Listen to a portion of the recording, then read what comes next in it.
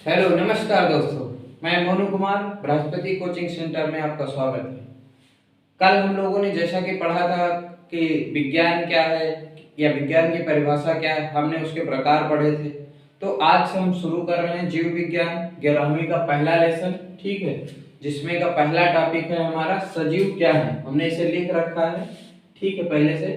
तो चलिए आइए देखते हैं कि सजीव क्या है। देखिए हमने यहाँ पर लिख रखा है कि सजीव क्या है। देखिए वे जीव जिनमें जीवन पाया जाता है उनको क्या कहते हैं, सजीव कहते हैं। अगर क्या है पूछा जाए तो उसका इसका आंसर तो ये हो जाता है, ठीक है, कि सजीव क्या है। तो कोई भी जीव अगर किसी में जीवन पाया जाता है तो उनको क्या कहते हैं, सजीव कहते हैं। अच्छा, यहाँ पर जो जीवन का मतलब क्या होता है, जीवन का को एक शब्द में परिभाषित करना थोड़ा सा कठिन है, ठीक है। इसलिए जीवन की जगह पर या फिर हम ऐसा समझ सकते हैं कि कुछ सजीवों में कुछ विशेषताएं होती हैं जिनके आधार पर हम कह सकते हैं कि ये सजीव है, या फिर जो जिसमें जीवन होता है उसमें कुछ विशेषताएं होती हैं, ठीक है। एक निश्चित परिभाषा नहीं है कि हाँ इसको जीवन कहते हैं, ठीक। तो यहाँ पर क्या होगा कि जीवन जिसमें जिस जीव में पाया जाएगा उसकी कुछ विशेषताएं होती हैं।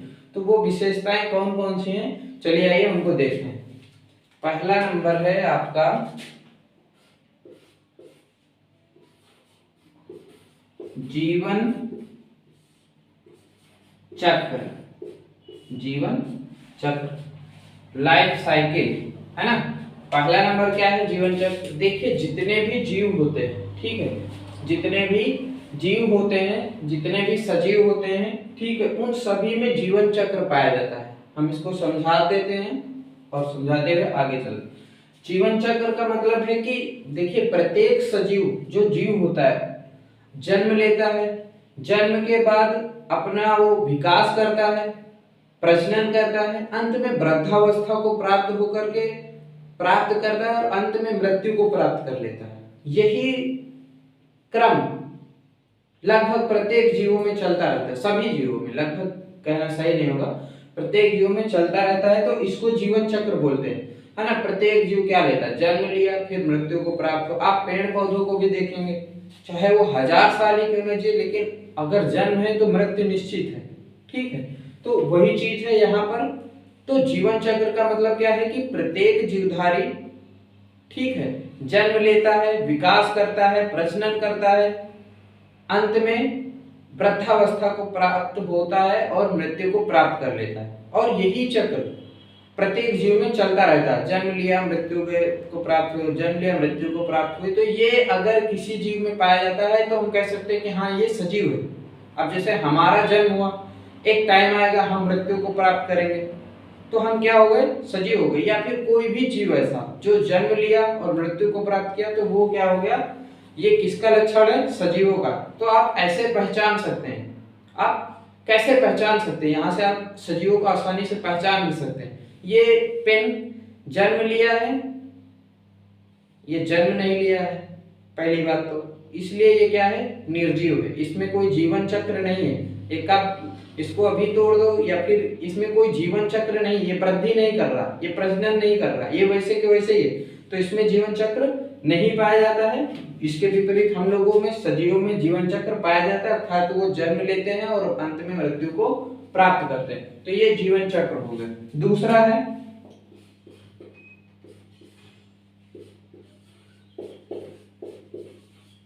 कोशिका,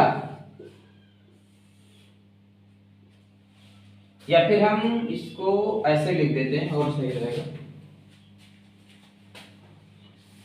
इसको लिखेंगे हम जीवन चक्र पाया जाता है, लिख देते हैं, नंबरिंग करके लिखते हैं। प्रत्येक सजीवों में, प्रत्येक सजीवों में जीवन चक्र पाया जाता है, ये एक लक्षण है, ठीक है। ऐसे में याद करने में आसानी होगी। प्रत्येक सजीवों में जीवन चक्र पाया जाता है, ये समझ में आ गया होगा। दूसरा क्या है, प्रत्येक सजीवों का शरीर कोशिकाओं से मिलकर बना होता है। कोशिकाओं से मिलकर कह सकते हैं, या कोशिकाओं से मिलकर क्या लिखते हैं यहाँ पर, प्रत्येक सजीवों का शरीर कोशिकाओं से, कोशिकाओं से बना होता है।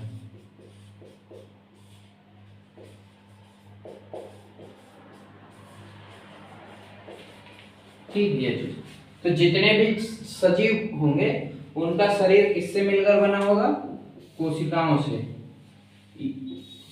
दूसरा पहला ये है ना, कोशिका क्या होती है? कोशिका किसी भी शरीर की संरचनात्मक और क्रियात्मक इकाई होती है। एक लेसन आएगा अभी कोशिका के बारे में आगे, उसमें हम लोग विस्तृत रूप से कोशिका किसे कहते हैं, कोशिका के कितने प्रकार होते पढ़ेंगे।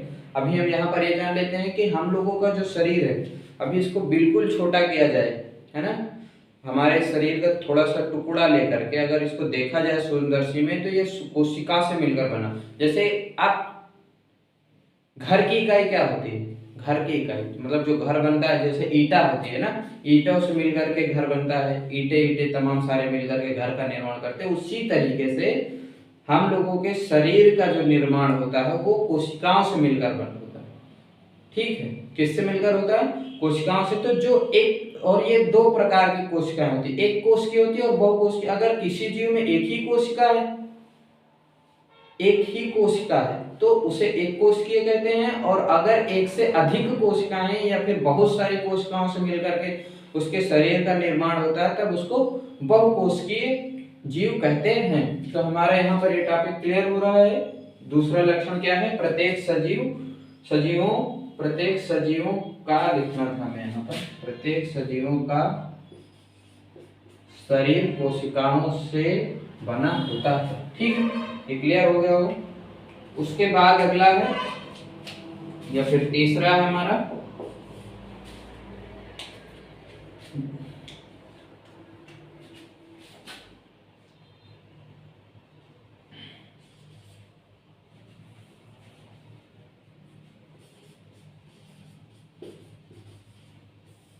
प्रत्येक सजीव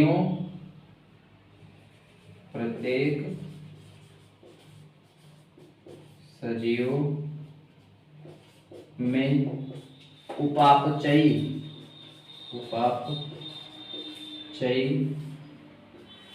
प्रत्येक सजीवों में उपापचयी अभिक्रियाएं, उपापचयी क्रियाएं लिख देते हैं, उपापचयी क्रियाएं पाई जाती हैं। ये तीसरा है। ठीक है, उपापचयी अभिक्रियाएं पाई जाती हैं, उपापचयी क्रियाएं। अच्छा, उपापचयी क्रियाएं क्या होती हैं? उपापचयी अभिक्रियाएं या उपापचयी क्रियाएं ऐसी क्रियाएं होती हैं, देखिए हम लोगों का जो शरीर होता है, समझ लेते हैं इसको थोड़ा सा। उपापचयी कहते हैं किसे? हम लोगों का जो शरीर होता है, इसमें दो तरह की अभिक्रियाएं चलती हैं। ठीक है, जैसे हम लोगों का जो साधारण शब्द में समझे तो जो जीवन होता है उसमें सुख और दुख आते रहते हैं। सुख हमें क्या करता है? सुख के टाइम हम अपने आप को कंफर्टेबल महसूस करते हैं, या फिर सुख में आप ऐसा समझ सकते हैं कि रचना कुछ आप ज्यादा बड़ा कर सकते हैं। दुख में आपको थोड़ा सा दिक्कत होती है करने में, है ना। तो उसी तरीके से उपापचय जो क्रियाएं होती हैं, मतलब कि किसी चीज का बनना या बिगड़ना, हमारे जैसे जीवन में कुछ ना कुछ बनता बिगड़ता रहता है हमेशा। ठीक है, कभी हमने कुछ बनाया तो कभी हमसे कुछ बिगड़ भी जाता है, या फिर ऐसा होता रहता है कि शरीर जीवन में कुछ ना कुछ बनता और बिगड़ता रहता है। ये जीवन के संदर्भ में होगी। लेकिन यहाँ शरीर के संदर्भ में उपापचय मतलब क्या होगा? उसी तरीके से जिस तरीके से हम लोगों के जीवन में कुछ ना कुछ बनता और बिगड़ता रहता है, उसी तरीके से उपापचय क्रियाएं क्या होती हैं कि हम लोगों के शरीर के अंदर भी ऐसा होता है। ऐसा नहीं कि केवल बाहर होता है, शरीर के अंदर भी ऐसा होता है कि कुछ ना कुछ हम लोगों को शरीर में बनता रहता है और कुछ ना कुछ बिगड़ता रहता है। बनता रहने का मतलब रचना होती रहती है, और अगर इसको अच्छे शब्दों में कहें, है ना, तो हमारे शरीर के अंदर कुछ ना कुछ रचनात्मक क्रियाएं होती रहती हैं, मतलब जिससे हमारा शरीर की रचना होती है। जैसे कि हम खाना खाते हैं, जैसे पोषण आप कह सकते हैं, पोषण एक रचनात्मक, वैसे ये दो प्रकार की होती है, ठीक है, ये दो प्रकार की होती हैं। ये दो प्रकार के होते हैं, अपचयी और उपचयी। ये क्रियाएं दो प्रकार की होती है। अब उपचयी क्या होता है, जैसे इसमें पोषण, जैसे पोषण का मतलब क्या होता है, जैसे हम लोग भोजन ग्रहण किए, भोजन ग्रहण करने के बाद में शरीर में जाता है, शरीर में जाने के बाद में पोषण से नई कोशिकाओं का निर्माण होता है, नई जो टूटी फूटी कोशिकाएं होती हैं उनकी मरम्मत होती है। तो क्या हो रहा है, यहाँ रचना हो रही है, कोशिकाएं बन रही हैं। तो उपापचयी को क्या कहते हैं, उपापचयी को देखिए, उपापचय क्रिया वो क्रियाएं होती हैं, उपापचय क्रिया वो क्रियाएं होती हैं जिसमें कुछ ना कुछ शरीर में बता रहे हैं, उपापचय क्रियाएं ऐसी क्रियाएं होती हैं जिनमें शरीर में रचनात्मक एवं विघटनात्मक क्रियाएं चलती रहती हैं, ठीक है। प्रत्येक जीवों के शरीर में रचनात्मक और विघटनात्मक क्रियाएं चलती रहती हैं, इन्हीं को उपापचयी क्रियाएं कहते हैं। ये दो प्रकार की होती हैं, अपचयी और उपचयी। तो अगर रचनात्मक जो क्रियाएं होती हैं उनको उपचयी, और जो विघटनात्मक क्रियाएं होती हैं अपचयी। जैसे श्वसन, श्वसन में क्या होता है कि हम लोग जो खाना खाते हैं, ग्लूकोज बनता है, ठीक है, उसका ऑक्सीजन से ऑक्सीकरण होकर के ऊर्जा मुक्त होती है, उससे क्या होती है, ऊर्जा मुक्त होती है। तो शरीर से ग्लूकोज की कमी हो रही है, अगर हम लोग खाना खाना बंद कर दें, भोजन ना करें, तो धीरे धीरे क्या होगा, ये शोषण तो बंद नहीं होने वाला, तो हम लोग धीरे धीरे सूखते चले जाएंगे फिर। तो साधारण शब्दों में उपापचयी रचनात्मक एवं विघटनात्मक क्रियाओं को कहते हैं, दो प्रकार की होती हैं, अपचयी और उपचयी। उपचयी रचनात्मक क्रियाओं को उपचयी और अपचयी विघटनात्मक क्रियाओं को अपचयी क्रिया कहते हैं। उदाहरण में हमने श्वसन और पोषण लिखते हैं। उसके बाद अगला देखते हैं, ये हम मिटा देते हैं इसको। बाकी ये सब अभी लेसन में आगे बढ़ते जाएंगे तो विस्तृत रूप से आता जाएगा, है ना, बड़ा बड़ा। अभी हम लक्षण देख रहे हैं तो लक्षण देखते हैं। तो हमने तीन चीजों के बारे में बात कर ली, उपापचयी, उसके बाद है उपापचयी के बाद है प्रत्येक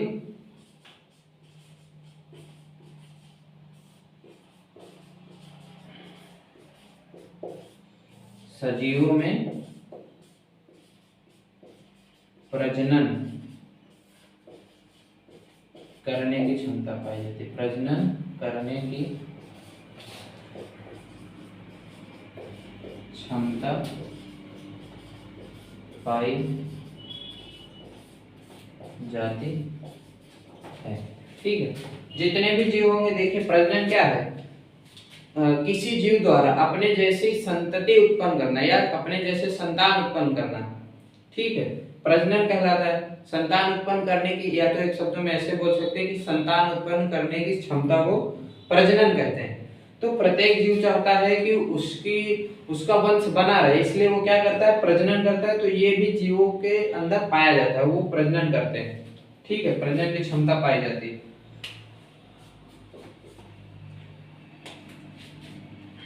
उसके बाद है प्रजनन की क्षमता पाई जाती है, उसके बाद है प्रत्येक सजीव में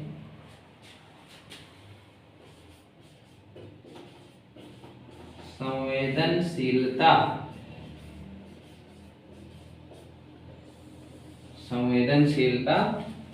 एवं अनुकूलनशीलता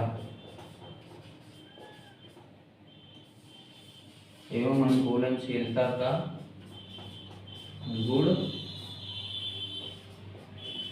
पाया जाता है। ठीक है। संवेदनशीलता और अनुकूलनशीलता, ये दो शब्द हैं। देखिए ये भी पाया जाएगा। संवेदनशीलता का मतलब क्या हुआ? सेंसिटिविटी, है ना। सेंसिटिविटी का मतलब क्या हुआ? संवेदनशीलता का मतलब क्या हुआ? जैसे कि प्रत्येक जीव को आप छुओगे, जैसे वातावरण में होने वाली जो क्रियाएं होती, जैसे ठंड बहुत बढ़ गई, मान लो ठंड बढ़ गई, तो हमारा शरीर क्या होगा? ऑटोमेटिक सिकुड़ने लगता है। मतलब हम वातावरण में होने वाली प्रक्रियाओं को के प्रति संवेदनशील होते हैं। हमें पता लगता है कि हाँ ठंड बढ़ रही है, हमारे शरीर को पता होता है कि ठंड बढ़ रही है।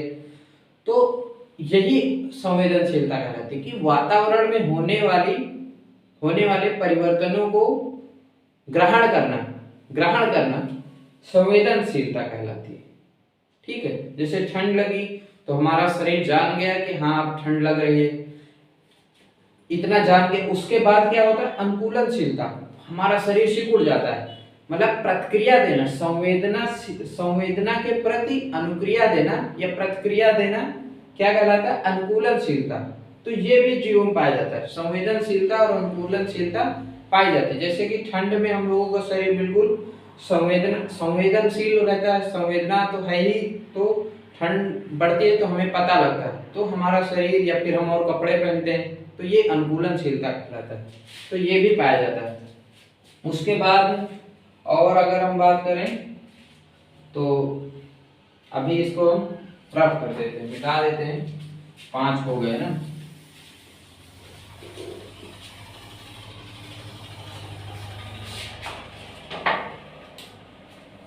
अब 6वां देख रहे हैं हम यहाँ पे, वृद्धि।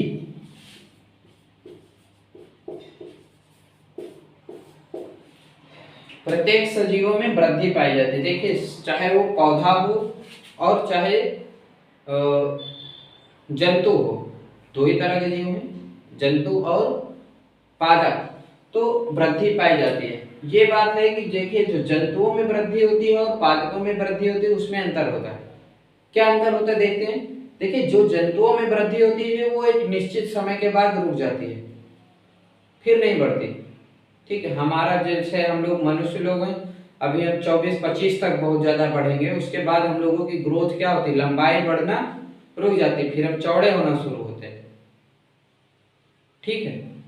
तो वृद्धि लंबाई जो होती है वो क्या होती है कि जंतु में एक निश्चित समय के बाद रुक जाती है। इसके विपरीत पादपों में वृद्धि जीवन पर्यंत चलती रहती है। वो जब तक जिंदा रहते हैं, जब तक जीवन होता है उसमें, तब तक उनमें वृद्धि पाई जाती है।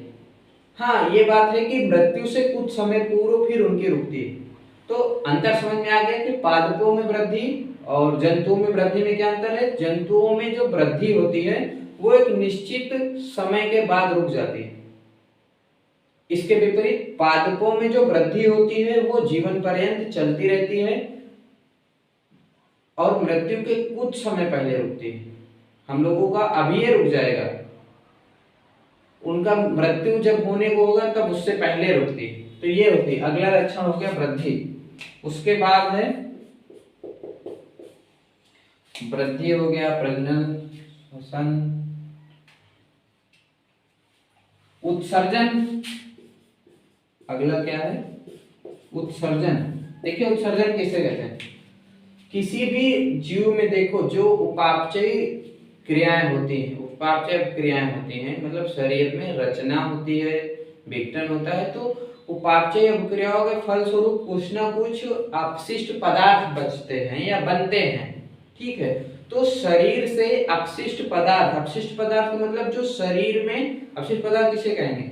तो अपशिष्ट पदार्थ कहा जाता है जो शरीर में किसी भी काम के नहीं है, हालांकि वो नुकसान ही पहुंचा सकते हैं, तो शरीर क्या करती है? उनको शरीर से बाहर निकालती है।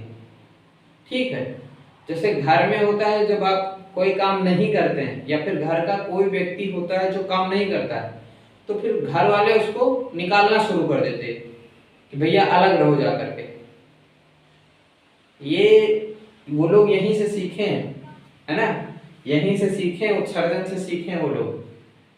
कहीं पर भी होता है ना कि अगर आप स्कूल में हैं, टीचर हैं, पढ़ाने जा रहे हैं और पता लग रहा है पढ़ा नहीं रहे हैं, ऊपर से आप वहां पर पढ़ा नहीं रहे और ऊपर से पढ़ाने के अलावा आप वहां क्लास में जा करके इधर उधर की बातें कर रहे हैं तो प्रिंसिपल वहां के क्या करेंगे, कहेंगे कि भैया आप जाइए, निकाल देंगे आपको, क्योंकि आप क्या हो गए, अपशिष्ट पदार्थ हो गए हैं।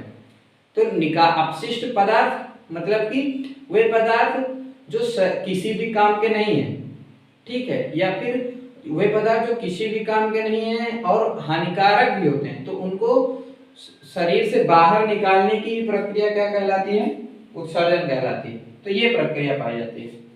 और उसके बाद कोई छूट रहा हो और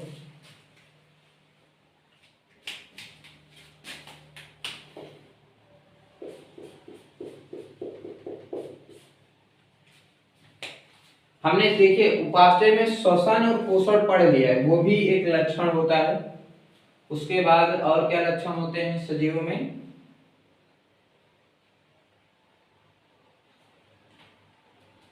वृद्धि भी हो गया, श्वसन, उत्सर्जन, उपापचय। देखिए जो प्रमुख लक्षण थे वो हम लोगों ने देख लिए हैं, ठीक है, प्रमुख लक्षण होते हैं वो देख लिए हैं। ये चीज ध्यान रखना है कि देखिए कुछ इन्हीं में से कुछ विशिष्ट लक्षण हैं। जैसे जैसे विशिष्ट लक्षणों में, जैसे विशिष्ट लक्षण होते हैं, इन्हीं में से कुछ विशिष्ट लक्षण होते हैं, मतलब जो केवल सजीवों में पाए जाए। क्योंकि देखिए वृद्धि तो निर्जीवों में भी होती है, ठीक है, वृद्धि निर्जीवों में भी होती है। आप लकड़ी को रख देते हैं बाहर, सूखी लकड़ी को, पानी पड़ता है वो फूल जाती है, वृद्धि हो जाती है, तो वो जीवों का लक्षण नहीं है। क्योंकि वृद्धि सजीव में ऐसी होती है जो एक बार होने के बाद में वो फिर वो कम नहीं पड़ती। पौधा एक बार लंबा हो गया बहुत ज्यादा तो फिर छोटा हो जाए तो फिर नहीं होगा। इसके विपरीत निर्जीव में क्या होगा, वो छोटा हो जाएगा, लकड़ी फूल गई और आप अगर धूप में रख देंगे फिर से वो सूखी हो जाएगी। तो ये कोई विशिष्ट लक्षण, विशिष्ट लक्षण का मतलब जो 100% केवल सजीव में मिलेगा, ठीक है। तो वो हम देख लेते हैं इसमें से विशिष्ट लक्षण कौन कौन से है, या फिर विशिष्ट लक्षण के अंतर्गत क्या क्या आते हैं, ये सबसे ज्यादा जरूरी। देखिए पहला आपका है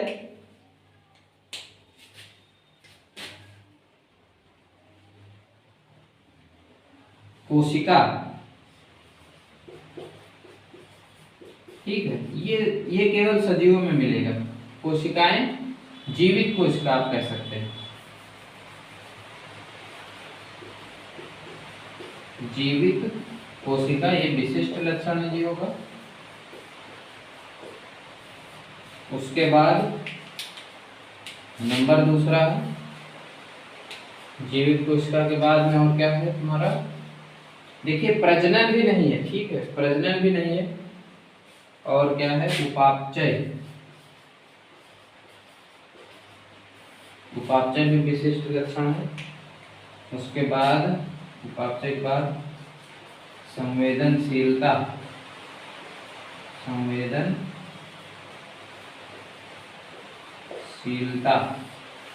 ठीक है। तो ये कुछ हैं विशिष्ट लक्षण सजीवों के, जो केवल सजीव में मिलेंगे, बाकी कहीं पर नहीं मिलेंगे। तो ये चीज जीवित कोशिका, उपापचय, संवेदनशीलता, ये कुछ प्रमुख लक्षण हैं। ये देखिए सजीवों के ये लक्षण है, लेकिन विशिष्ट लक्षण ये होते हैं, ठीक है, मतलब ये केवल सजीवों में मिलेंगे। तो आज हम लोगों ने क्या पढ़ा, सजीव पढ़े और सजीवों के लक्षण हमने पढ़े, वो क्लियर किया। तो आज के लिए बस इतना ही, धन्यवाद।